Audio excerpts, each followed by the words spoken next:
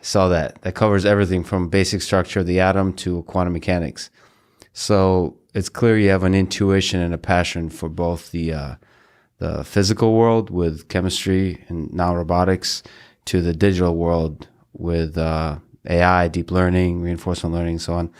Do you see the physical world and the digital world as different? And what do you think is the gap? A lot of it actually boils down to iteration speed, right? That I think that a lot of what really motivates me is building things, right? Is the, think about mathematics, for example, where you think really hard about a problem, you understand it, you write it down in this very obscure form that we call a proof. But then this is in humanity's library, right? It's there forever. This is some truth that we've discovered. And, maybe only 5 people in your field will ever read it, but somehow you've kind of moved humanity forward. And so I actually used to really think that I was going to be a mathematician. And then I actually started writing this chemistry textbook. One of my friends told me, you'll never publish it because you don't have a PhD. So instead, I decided to build a website and try to promote my ideas that way. And then I discovered programming. And that in programming, you think hard about a problem, you understand it, you write it down in a very obscure form that we call a program. But then once again, it's in humanity's library, right? And anyone can get the benefit from it. And the scalability is massive. And so I think that the thing that really appeals to me about the digital world is that you can have this insane leverage, right? A single individual with an idea is able to affect the entire planet. And that's something I think is really hard to do if you're moving around physical atoms.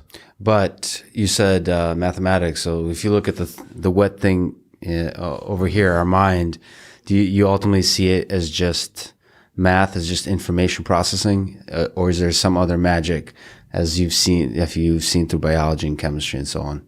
I think it's really interesting to think about humans as just information processing systems, and that it seems like it's actually a pretty good way of describing a lot of kind of how the world works, or a lot of what we're capable of. To think that again, if you just look at technological innovations over time, that in some ways the most transformative innovation that we've had has been the computer, right? In some ways, the internet, that what has the internet done, right? The internet is not about these physical cables. It's about the fact that I am suddenly able to instantly communicate with any other human on the planet. I'm able to retrieve any piece of knowledge that in some ways the human race has ever had.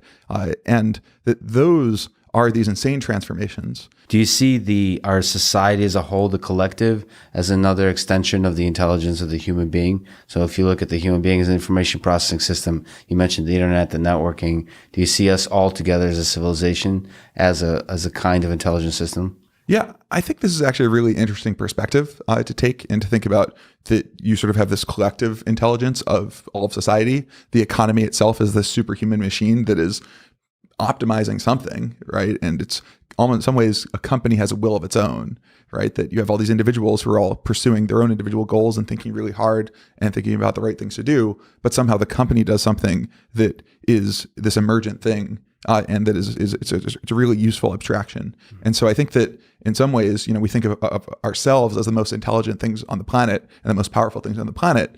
But there are things that are bigger than us, that are these systems that we all contribute to. And so I think actually, it's interesting to think about if you've read Isaac Asimov's Foundation, right? That there's this concept of psychohistory in there, which is effectively this: that if you have trillions or quadrillions of beings, then maybe you could actually predict what that being, that huge macro being, will do, and almost independent of what the individuals want. And I actually have a second angle on this that I think is interesting, which is thinking about technological determinism. One thing that I actually think a lot about with OpenAI, right, is that we're kind of coming onto this insanely transformational technology of general intelligence, right, that will happen at some point. And there's a question of how can you take actions that will actually steer it to go better rather than worse. And that I think one question you need to ask is, as a scientist, as an inventor, as a creator, what impact can you have in general? Right? You look at things like the telephone, invented by 2 people on the same day. Like, what does that mean? Like, what does that mean about the shape of innovation? And I think that what's going on is everyone's building on the shoulders of the same giants. And so you can't really hope to create something no one else ever would. If Einstein wasn't born, someone else would have come up with relativity.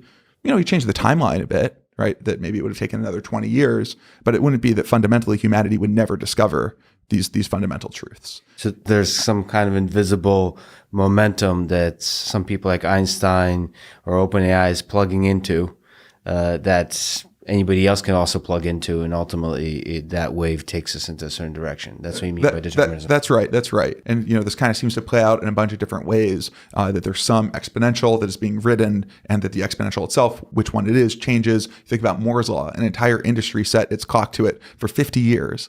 Like, how can that be, right? How is that possible? And yet somehow it happened. And so I think you can't hope to ever invent something that no one else will. Maybe you can change the timeline a little bit, but if you really want to make a difference, I think that the thing that you really have to do, the only real degree of freedom you have, is to set the initial conditions under which a technology is born. And so you think about the internet, right? That there are lots of other competitors trying to build similar things, and the internet won, and that the initial conditions were that it was created by this group that really valued people being able to be, anyone being able to plug in, this very academic mindset of being open and connected. And I think that the internet for the next 40 years really played out that way. Maybe today things are starting to shift in a different direction, but I think that those initial conditions were really important to determine the next 40 years worth of progress.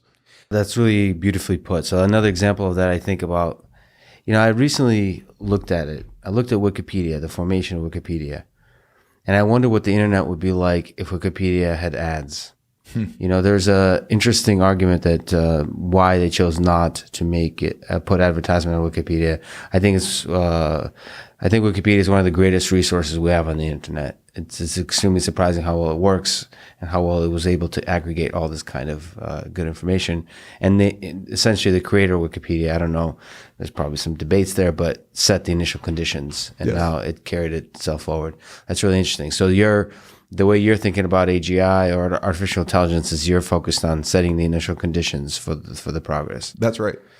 That's powerful. Okay, so look into the future. If you create an AGI system, like one that can ace the Turing test, natural language, what do you think would be the interactions you would have with it? What do you think are the questions you would ask? Like, what would be the first question you would ask? It, her, him. That's right. I think that at that point, if you've really built a powerful system that is capable of shaping the future of humanity, the first question that you really should ask is, how do we make sure that this plays out well? And so that's actually the first question that I would ask a powerful AGI system is. So you wouldn't ask your colleague, you wouldn't ask like Ilya, you would ask the AGI system. Oh, we've already had the conversation with Ilya, right? And everyone here. And so you want as many perspectives and pieces of wisdom as you can for answering this question. So I don't think you necessarily defer to whatever your powerful system tells you, but you use it as one input to try to figure out what to do. But and I guess fundamentally, what it really comes down to is if you've built something really powerful, and you think about, for example, the creation of shortly after the creation of nuclear weapons, right? The most important question in the world was, what's the world order going to be like? How do we set ourselves up in a place where we're going to be able to survive as a species? With AGI, I think the question is slightly different, right? That there is a question of how do we make sure that we don't get the negative effects? But there's also the positive side, right? You imagine that, like what will an AGI be like? Like what will it be capable of? And I think that one of the core reasons that an AGI can be powerful and transformative is actually due to technological development, right? If you have something that's capable as a human and that it's much more scalable, that you absolutely want that thing to go read the whole scientific literature and think about how to create cures for all the diseases, right? You want it to think about how to go and build technologies to help us create material abundance and to figure out societal problems that we have trouble with, like how are we supposed to clean up the environment? And maybe you want this to go and invent a bunch of little robots that will go out and be biodegradable and turn ocean debris into harmless molecules. And I think that positive side is something that I think people miss sometimes when thinking about what an AGI will be like. And so I think that if you have a system that's capable of all of that, you absolutely want its advice about how do I make sure that we're using your capabilities in a positive way for humanity. So what do you think about that psychology that looks at all the different possible trajectories of an AGI system, many of which, perhaps the majority of which are positive, and nevertheless focuses on the negative trajectories? I mean, you get to interact with folks, you get to think about this, maybe within yourself as well. You look at Sam Harris and so on. It seems to be, sorry to put it this way, but almost more fun to think about the negative possibilities. Whatever that's deep in our psychology. What do you think about that? And how do we deal with it? Because we want AI to help us. So I think there's kind of two problems entailed in that question. The first is more of the question of how can you even picture what a world with a new technology will be like? Now imagine we're in 1950 and I'm trying to describe Uber to someone. Apps and the internet. Yeah, I mean, that's going to be extremely complicated, but it's imaginable. It's imaginable, right? And now imagine being in 1950 and predicting Uber, right? And you need to describe the internet, you need to describe GPS, you need to describe the fact that everyone's going to have this phone in their pocket.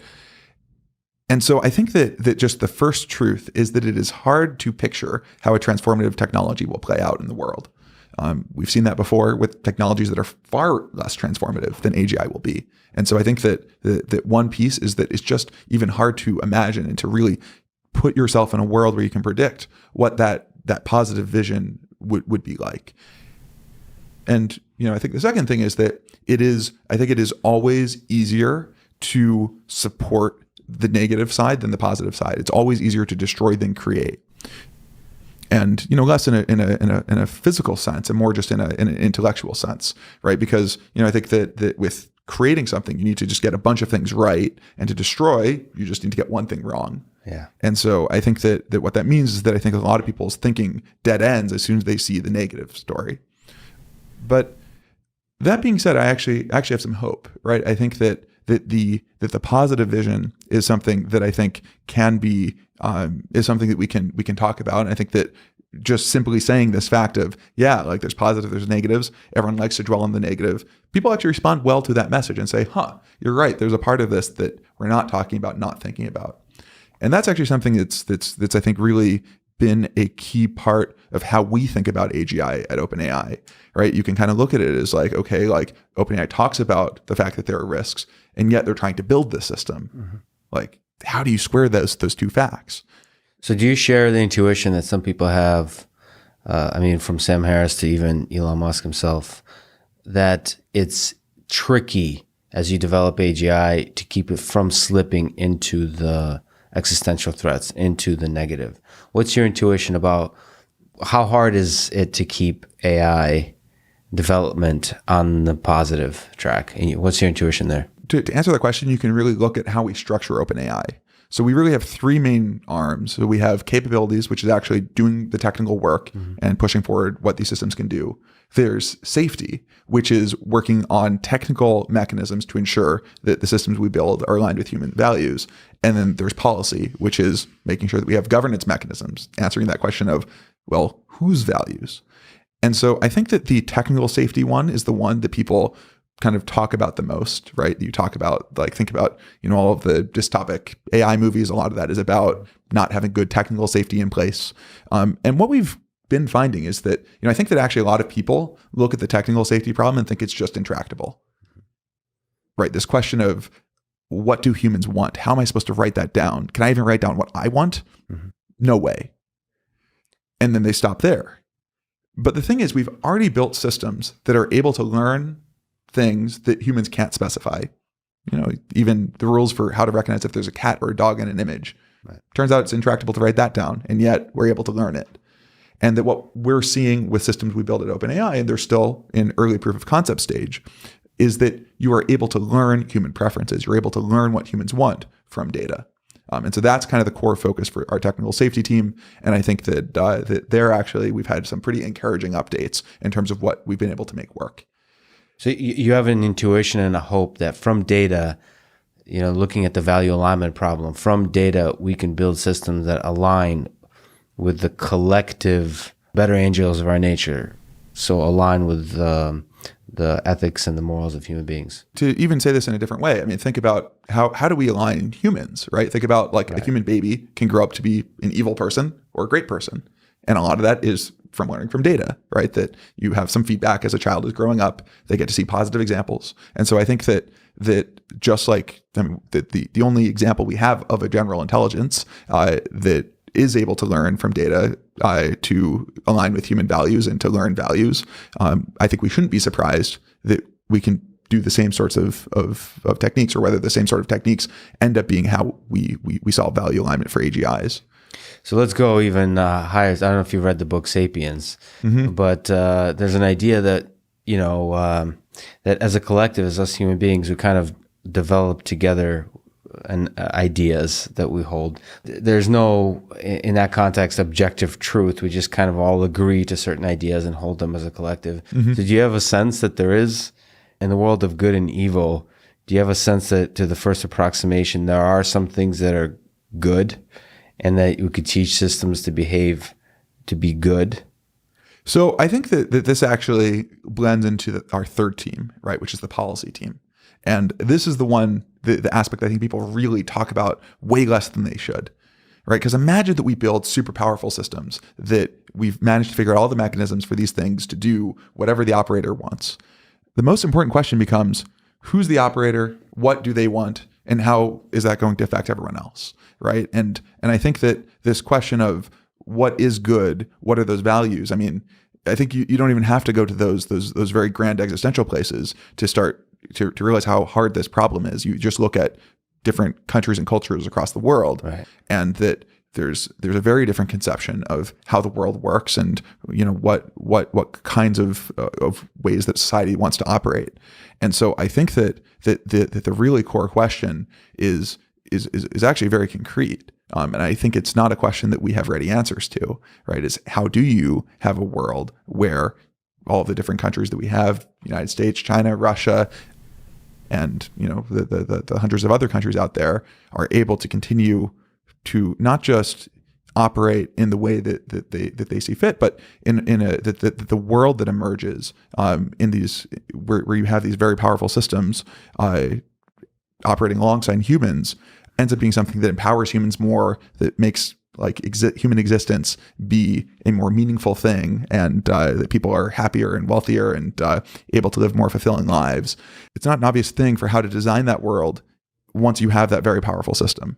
So if we take a little step back, and we're having a fascinating conversation, and OpenAI is in many ways a tech leader in the world, and yet we're thinking about these big existential questions, which is fascinating and really important. I think you're a leader in that space, and that's a really important space of just thinking how AI affects society in a big picture view. So Oscar Wilde said, we're all in the gutter, but some of us are looking at the stars. And I think OpenAI has a charter that looks to the stars, I would say, to create intelligence, to create general intelligence, make it beneficial, safe, and collaborative. So can you tell me how that came about, how a mission like that and the path to creating a mission like that at OpenAI was founded? Yeah, so I think that in some ways it really boils down to taking a look at the landscape, right? So if you think about the history of AI, that basically for the past 60 or 70 years, people have thought about this goal of what could happen if you could automate human intellectual labor. Right. Imagine you can build a computer system that could do that. What becomes possible? We have a lot of sci-fi that tells stories of various dystopias, and increasingly you have movies like Her that tell you a little bit about maybe more of a little bit utopic vision. You think about the impacts that we've seen from being able to have bicycles for our minds in computers, and that I think that the impact of computers and the internet has just far outstripped what anyone really could have predicted. And so I think that it's very clear that if you can build an AGI, it will be the most transformative technology that humans will ever create. And so what it boils down to then is a question of, well, is there a path? Is there hope? Is there a way to build such a system? And I think that for 60 or 70 years that people got excited and that ended up not being able to deliver on the hopes that people had pinned on them. And I think that then that after two winters of AI development, that people I think kind of almost stopped daring to dream, right? That really talking about AGI or thinking about AGI became almost this taboo in the community. Mm-hmm. But I actually think that people took the wrong lesson from AI history. And if you look back, starting in 1959 is when the perceptron was released. And this is basically, one of the earliest neural networks. It was released to what was perceived as this massive overhype. So in the New York Times in 1959, you have this article saying that, the perceptron will one day recognize people, call out their names, instantly translate speech between languages. Mm-hmm. And people at the time looked at this and said, this is like your system can't do any of that, and basically spent 10 years trying to discredit the whole perceptron direction and succeeded. And all the funding dried up, and people kind of went in other directions. And in the 80s there was this resurgence, and I'd always heard that the resurgence in the 80s was due to the invention of backpropagation and these algorithms that got people excited. But actually the causality was due to people building larger computers. That you can find these articles from the 80s saying that the democratization of computing power suddenly meant that you could run these larger neural networks. And then people started to do all these amazing things. The backpropagation algorithm was invented. And that the neural nets people were running were these tiny little 20 neuron neural nets, right? Like, what are you supposed to learn with 20 neurons? Yeah. And so of course they weren't able to get great results. And it really wasn't until 2012 that this approach, that's almost the most simple, natural approach that people had come up with in the 50s, right? In some ways, even in the 40s, before there were computers, with the Pitts-McCulloch neuron, suddenly this became the best way of solving problems, right? And I think there are three core properties that deep learning has that I think are very worth paying attention to. The first is generality. We have a very small number of deep learning tools, SGD, deep neural net, maybe some RL, and it solves this huge variety of problems. Speech recognition, machine translation, game playing, all of these problems, small set of tools. So there's the generality. There's a second piece, which is the competence. You want to solve any of those problems? Throw out 40 years worth of normal computer vision research, replace it with a deep neural net. It's going to work better. And there's a third piece, which is the scalability, right? That one thing that has been shown time and time again is that if you have a larger neural network, throw more compute, more data at it, it will work better. Those three properties together feel like essential parts of building a general intelligence. Now, it doesn't just mean that if we scale up what we have, that we will have an AGI, right? There are clearly missing pieces. There are missing ideas. We need to have answers for reasoning. But I think that the core here is that for the first time, it feels that we have a paradigm that gives us hope that general intelligence can be achievable. And so as soon as you believe that, everything else comes into focus, right? If you imagine that you may be able to, and that the timeline I think remains uncertain, but I think that certainly within our lifetimes and possibly within a much shorter period of time than people would expect, if you can really build the most transformative technology that will ever exist, you stop thinking about yourself so much, right? And you start thinking about just like, how do you have a world where this goes well? And that you need to think about the practicalities of how do you build an organization and get together a bunch of people and resources, and to make sure that people feel motivated and ready to do it. But I think that then you start thinking about, well, what if we succeed? And how do we make sure that when we succeed, that the world is actually the place that we want ourselves to exist in, and almost in the Rawlsian Bale sense of the word. And so that's kind of the broader landscape. And OpenAI was really formed in 2015 with that high-level picture of AGI might be possible sooner than people think, and that we need to try to do our best to make sure it's going to go well. And then we spent the next couple of years really trying to figure out, what does that mean? How do we do it? And I think that typically with a company, you start out very small. So you and a co-founder, and you build a product, you get some users, you get product market fit, then at some point you raise some money, you hire people, you scale, and then, down the road, then the big companies realize you exist and try to kill you. And for OpenAI, it was basically everything in exactly the opposite order. Let me just pause for a second. You said a lot of things, and let me just admire the jarring aspect of what OpenAI stands for, which is daring to dream. I mean, you said it's pretty powerful. It caught me off guard because I think that's very true. The step of just daring to dream about the possibilities of creating intelligence in a positive and a safe way, but just even creating intelligence is a much needed, refreshing catalyst for the AI community. So that's the starting point. Okay, so then formation of OpenAI. I would just say that when we were starting OpenAI, that kind of the first question that we had is it too late to start a lab with a bunch of the best people? Right? Wow, is that even possible? That was an actual question. That was really the core question of we had this dinner in July of 2015, and that was really what we spent the whole time talking about. And because it's you think about kind of where AI was, is that it had transitioned from being an academic pursuit to an industrial pursuit. And so a lot of the best people were in these big research labs, and that we wanted to start our own one that, no matter how much resources we could accumulate would be, pale in comparison to the big tech companies. And we knew that. And it was a question of, are we going to be actually able to get this thing off the ground? You need critical mass. You can't just do you and a co-founder build a product, right? You really need to have a group of, 5 to 10 people. And we kind of concluded it wasn't obviously impossible. So it seemed worth trying.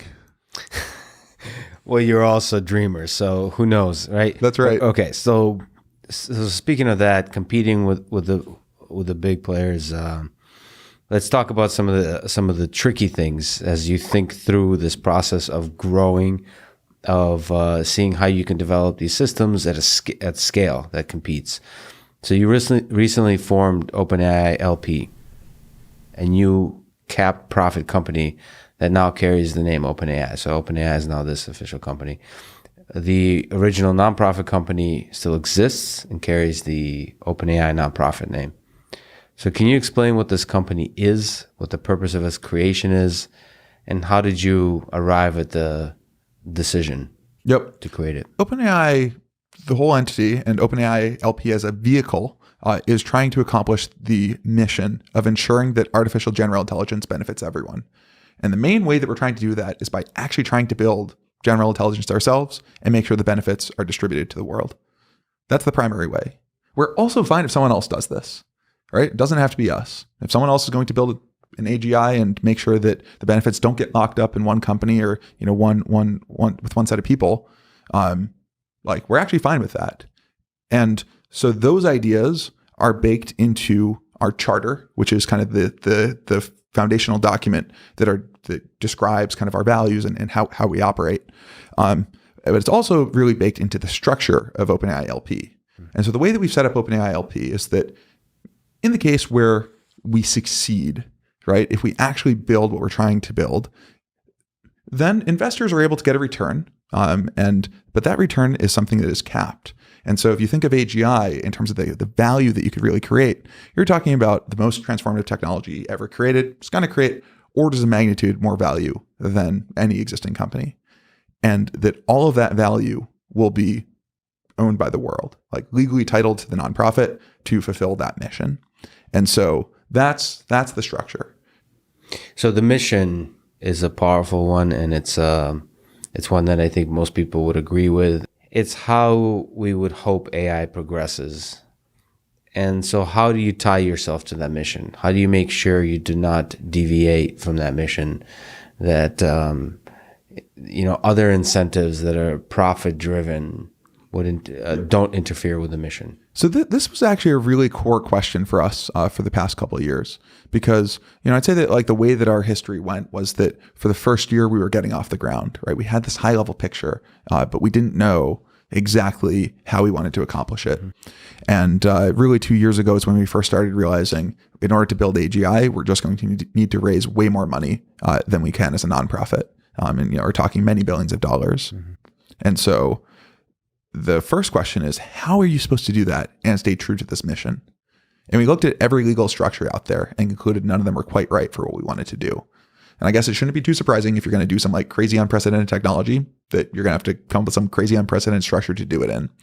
And a lot of our conversation was with people at OpenAI, right? The people who really joined because they believe so much in this mission, and thinking about how do we actually raise the resources to do it and also stay true to what we stand for. And the place you got to start is to really align on what is it that we stand for, right? What are those values? What's really important to us? And so I'd say that we spent about a year really compiling the OpenAI charter, and that determines, and if you even look at the first line item in there, it says that, look, we expect we're going to have to marshal huge amounts of resources, but we're going to make sure that we minimize conflict of interest with the mission. And that kind of aligning on all of those pieces was the most important step towards figuring out how do we structure a company that can actually raise the resources to do what we need to do. I imagine OpenAI, the decision to create OpenAI LP was a really difficult one, and there was a lot of discussions, as you mentioned, for a year, and there was different ideas perhaps detractors within OpenAI, different paths that you could have taken. What were those concerns? What were the different paths considered? What was that process of making that decision like? Yep. But so if you look actually at the OpenAI charter, that there's almost two paths embedded within it. There is, we are primarily trying to build AGI ourselves, but we're also okay if someone else does it.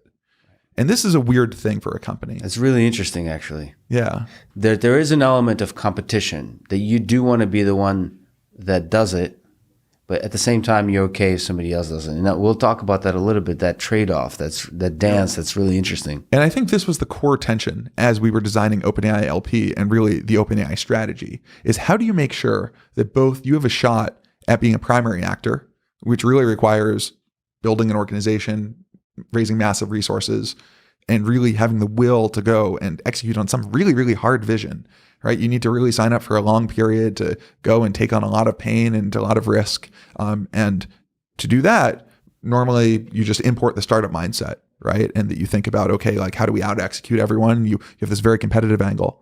But you also have the second angle of saying that, well, the true mission isn't for OpenAI to build AGI. The true mission is for AGI to go well for humanity.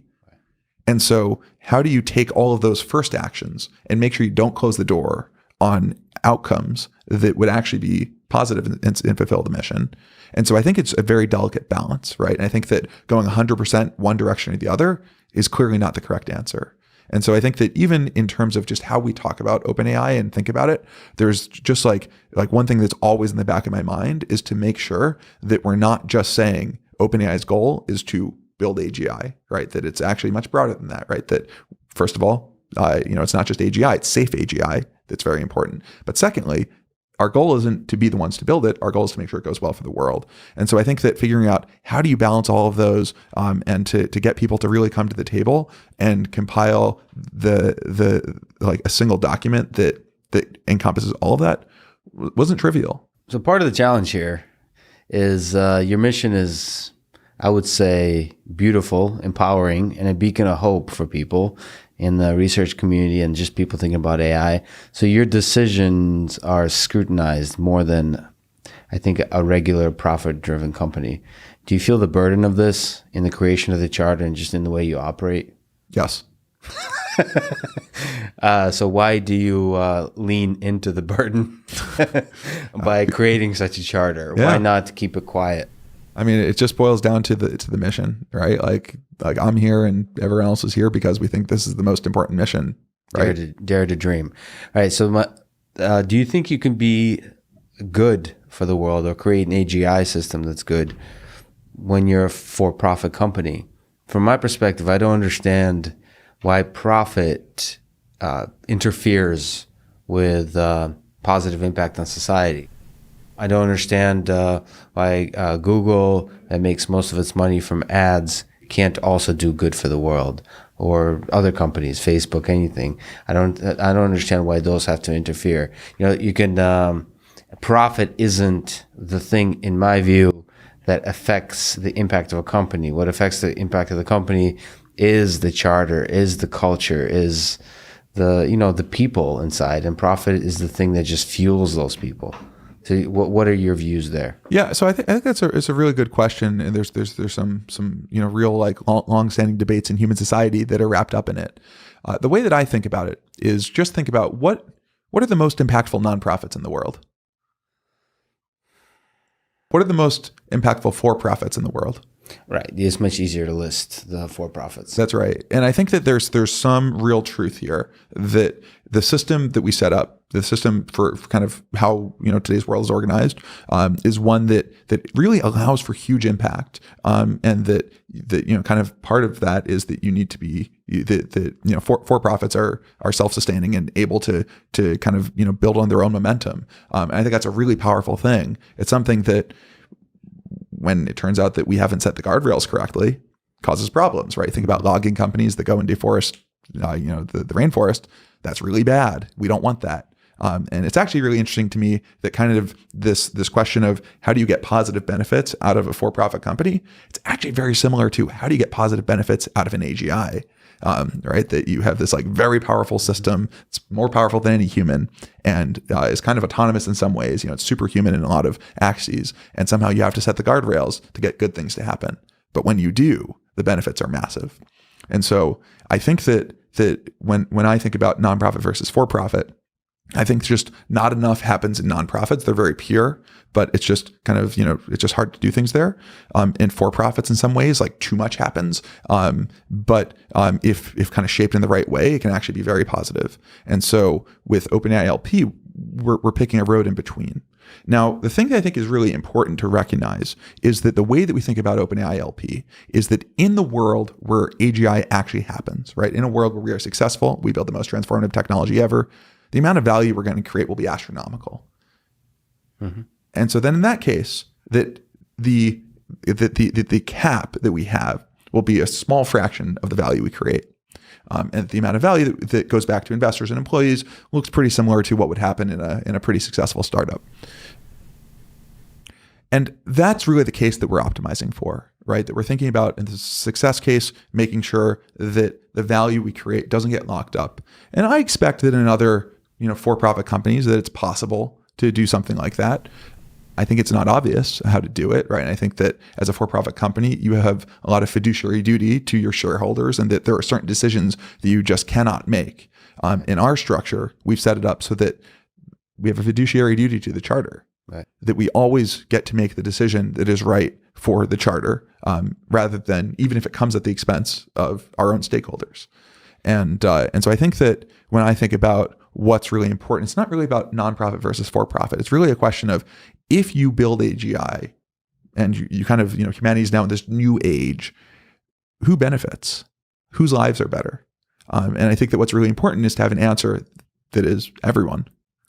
Yeah, which is one of the core aspects of the charter. So one concern people have, not just with OpenAI, but with Google, Facebook, Amazon, anybody really that's creating impact at scale, is how do we avoid, as your charter says, avoid enabling the use of AI or AGI to unduly concentrate power? Why would not a company like OpenAI keep all the power of an AGI system to itself? The charter. The charter. So, how does the charter actionalize itself in day to day?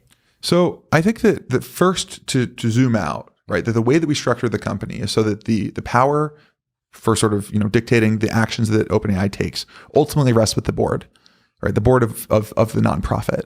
And the board is set up in certain ways with certain restrictions that you can read about in the OpenAI LP blog post. But effectively, the board is the governing body for OpenAI LP. And the board has a duty to fulfill the mission of the nonprofit.